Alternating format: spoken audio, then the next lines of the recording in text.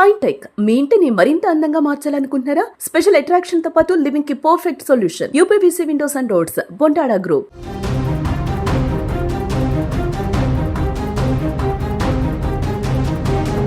కన్న తండ్రి అంటే దైవంతో సమానం. కానీ ఆ కొడుకుల దృష్టిలో మాత్రం తండ్రి అంటే 3 కోట్ల ఇన్సూరెన్స్ పాలసీ డబ్బు. ఆ డబ్బు కోసం మనిషి ఎంతగా దిగజారిపోతున్నాడో చెప్పడానికి నేను చెప్తున్నటువంటి ఈ ఘటన నిదర్శనం. ఆస్తి కోసం అడగటం చూశాం, గొడవ పట్టడం చూశాం. కానీ పక్కా ప్లాన్ ప్రకారం తండ్రి మెడకే పామును చుట్టేసి కాటు వేయించి చంపటం, నిజంగా ఇది వింటుంటేనే ఒళ్ళు గగురు పొడుస్తుంది. మనిషి అసలు ఎంతగా దిగజారిపోతున్నాడు అన్నది ఇది పరాకాష్ట. ఈ ఘటన తమిళనాడులో జరిగిన ఈ దారుణం దేశవ్యాప్తంగా సంచలనం రేపుతున్నటువంటి పరిస్థితి.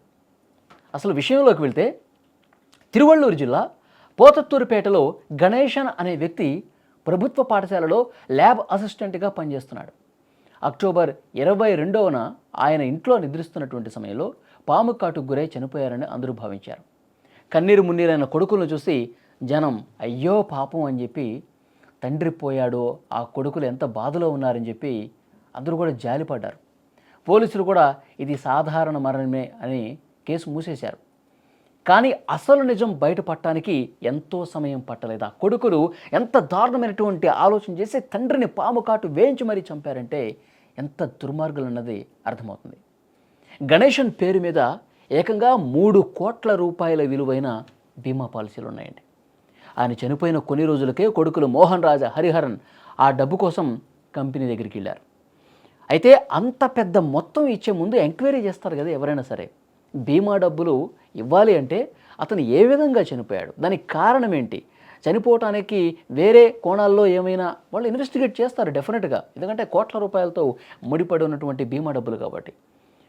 ఇన్వెస్టిగేట్ చేస్తున్నటువంటి సమయంలో అనుమానం వచ్చిన వాళ్ళకి ఐజీ అస్రా గార్గ్ పర్యవేక్షణలో పోలీసులు వాళ్ళకి నిజం తెలిసింది, ఫిర్యాదు చేశారు.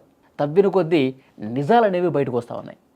అసలు ఈ కేసుకు సంబంధించిన పూర్తి వివరాలు తెలిస్తే షాక్ అయిపోయారు అక్కడ అధికారులే. పోలీసుల దర్యాప్తులు తేలింది ఏంటంటే తండ్రి మీద ఉన్న ప్రేమ కంటే ఆయన మరణం తర్వాత వచ్చే 3 కోట్ల డబ్బు ఆయన ప్రభుత్వ ఉద్యోగం మీదనే కొడుకులకు కనబడింది.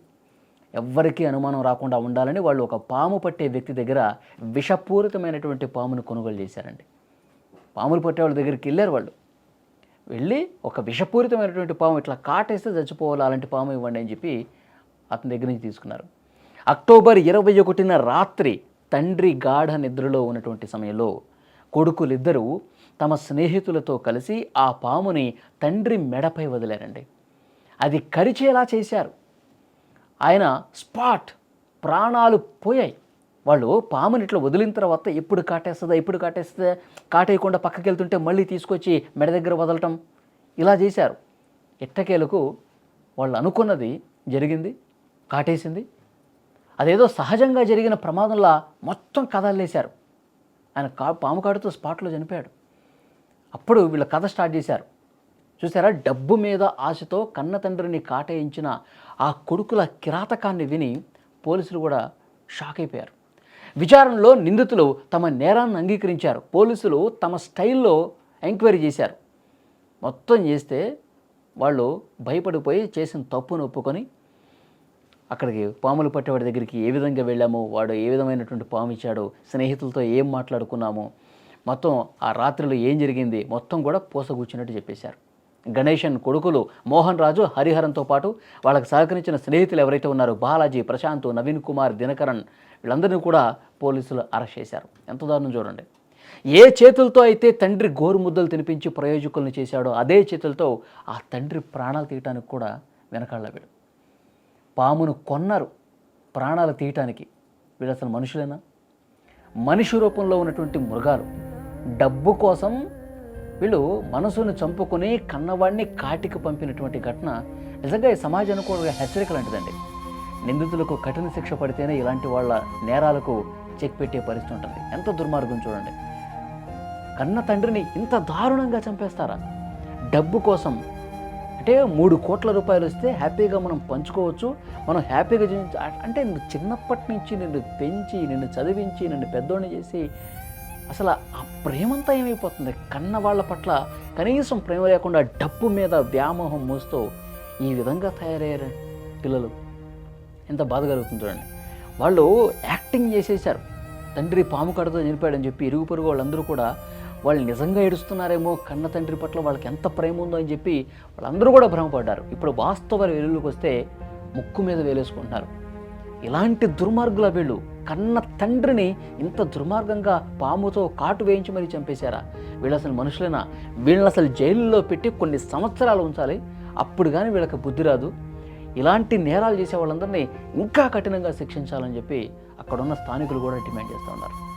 చాలా బాధ కలుగుతుంది నిజంగా. కొడుకులా వీళ్ళు? సో చాలా బాధాకరమైన విషయం. ఈ వీడియో చూసిన ప్రతి ఒక్కరు కూడా స్పందించండి. ఇలాంటి కొడుకుల్ని ఏం చేయాలి? కేవలం డబ్బు కోసమే చేసే ఇలాంటి కొడుకుల్ని ఎలాంటి శిక్ష ఇస్తే కరెక్ట్? ప్లీஸ் காமெண்ட். அந்த கம்ப்ளைண்ட்டில் ஒருத்தர் திரு கணேசன் சொல்லி இங்கே கவர்மெண்ட் கேர்ள்ஸ் ஹையர் செகண்டரி ஸ்கூலில் லேப் அசிஸ்டண்ட்டாக இருக்காங்க. அவர் வந்து ஸ்னேக் பைட்டில் இறந்துட்டாங்க, பாம்பு கிடச்சி இறந்துட்டாங்க சொல்லி நமக்கு கம்ப்ளைண்ட் வந்தது. Case was registered. ஒரு 194 BNSS செக்ஷனில் கேஸ் ரெஜிஸ்டர் பண்ணியிருக்கோம். அது என்ன லீகல் ஃபார்மாலிட்டிஸ் இருக்குதோ, லீகல் ஆக்ஷன் என்னென்ன எடுக்கணுமோ அது இன்வெஸ்டிகேஷன் படி லோக்கல் ஸ்டேஷனில் நடவடிக்கை எடுத்தாங்க. இது விசாரிக்க நமக்கு என்ன தெரியுதுன்னா, அந்த கன்சர்ன்டு டிசீஸ்டு கிட்ட நிறைய இன்சூரன்ஸ் அவர் சப்ஸ்கிரைப் பண்ணியிருந்தாங்க. கிட்டத்தட்ட அவரோட ஃபேமிலியில் ஒரு 11 இன்சூரன்ஸ் சப்ஸ்கிரைப் பண்ணியிருந்தாங்க.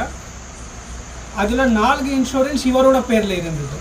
இன்சூரன்ஸ் கம்பெனி ஆல்சோ நம்ம senior police officials respected IG north zone திரு ஆஸ்ராகர் சாருக்கு ஒரு கம்யூனிகேஷன் வச்சுனாங்க. பட் இந்த மாதிரி ஒரு கேஸில் ஒரு இறந்த நபருக்கு இத்தனை இன்சூரன்ஸ் இருக்குது, அதில் சிலவங்க சஸ்பிஷன் ரேஸ் பண்ணாங்க. ஸோ அந்த கம்யூனிகேஷன் படி நமக்கு இங்கே நடக்கக்கூடிய இன்வெஸ்டிகேஷனோட ப்ரோக்ரஸ் படி ஒரு எஸ்ஐடி கண்டக்ட் பண்ணணும், ஸ்பெஷல் இன்வெஸ்டிகேஷன் டீம்.